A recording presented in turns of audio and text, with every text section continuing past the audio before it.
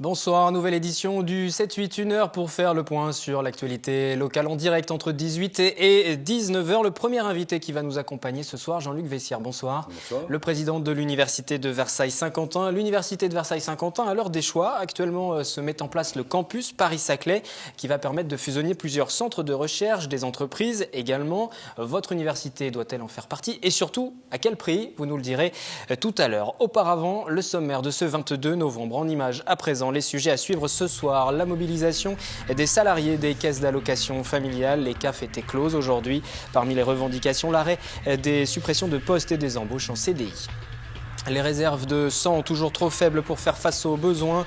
Le centre de prélèvement Île-de-France-Ouest multiplie les opérations au plus près des populations pour préparer la fin de l'année. Urbanisme, la déviation de la RD 98 et RD 11 à Villepreux, les Clés-sous-Bois et Plaisir est opérationnelle. Une déviation en zone agricole pour mieux desservir la zone commerciale. Et puis pour finir la semaine, quelques précieux conseils par Marie-Thérèse Ross. Elle est présidente du réseau Carmad pour le maintien à domicile. Comment se relaxer facilement chez soi. On débute par les agriculteurs des Yvelines et de l'Essonne, toujours en colère. Le collectif Sauvons les Yvelines était reçu en préfecture en fin de journée. Ils ne veulent pas voir les exploitations coupées en deux par la future 4e rocade qui reliera la Seine-Aval à Saint-Quentin en Yvelines. Bonsoir à Philippe Heurtevent, président du collectif maire d'Auteuil-le-Roi dans les Yvelines. Vous êtes en ligne avec nous ce soir. Oui, bonsoir. Bonsoir. Vous aviez déjà manifesté sur Versailles il y a quelques semaines. Vous avez défilé également dans les rues versaillaises avec des tracteurs avant d'être reçus par le préfet Michel Jaut. Nouvelle réunion cet après-midi. Une réunion qui vient tout juste de se terminer. Que s'est-il dit cet après-midi, en fin d'après-midi?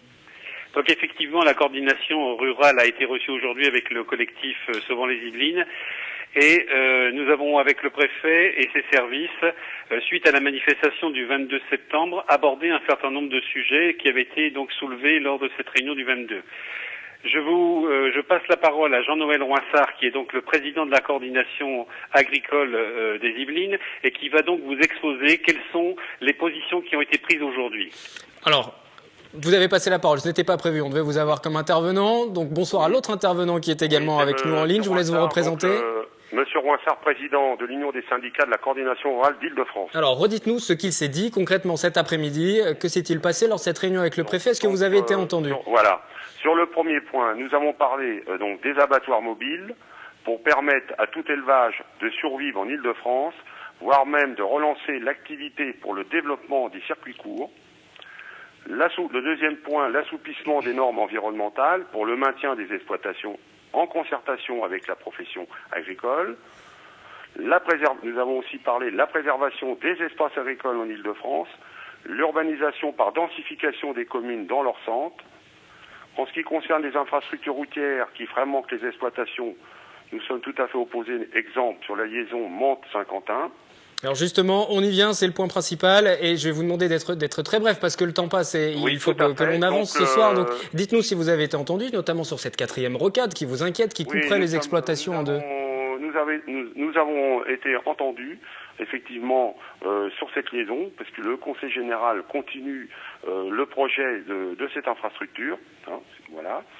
Et il y a eu le maintien aussi des chemins de plaine. Dans la configuration actuelle, nous sommes opposés aussi aux voies bétonnées. Et autre chose aussi, c'est l'opposition au complexe sportif du site du PSG sur les espaces agricoles de la commune de Poissy, d'une surface de 30 hectares en terre fertile. Donc sur ces différents points, pour préserver les espaces agricoles, juste pour conclure, si vous n'avez pas été entendu, est-ce que vous allez mener encore d'autres actions, d'autres mobilisations, coup de poing, comme le défilé qui avait eu lieu à Versailles il y a quelques mois? Nous avons été entendus par monsieur le préfet. Voilà. Et ce qu'on lui a demandé, c'est la reconnaissance de l'agriculture en zone périurbaine, afin que l'aménagement du territoire soit réalisé en concertation avec les organisations professionnelles. Notre souhait, c'est de vivre dignement du métier d'agriculteur sans dépendre des subventions qui induisent des contrôles. Voilà.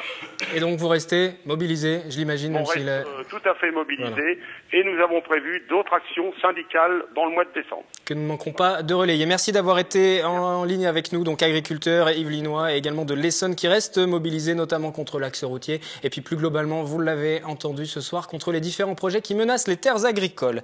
Je vous le disais, en titre porte close ce matin sur l'ensemble du territoire français pour les caisses d'allocation familiale, comme à Guyancourt. Vous allez en voir les images, à l'appel notamment de la CGT de Force ouvrière. Les salariés étaient en grève afin d'obtenir l'arrêt des suppressions d'emplois ou encore l'embauche en CDI de nouveaux agents. 1000 postes en moins ont été recensés en 3 ans. Des salariés qui entendent également interpeller le gouvernement sur la dégradation du service apporté alors que de nouvelles demandes d'allocataires ne cessent d'affluer en raison de la crise économique qui touche les ménages. Voilà pour cette information. On passe à présent à notre fait du jour et l'université de Versailles-Saint-Quentin en Yvelines à l'heure du choix.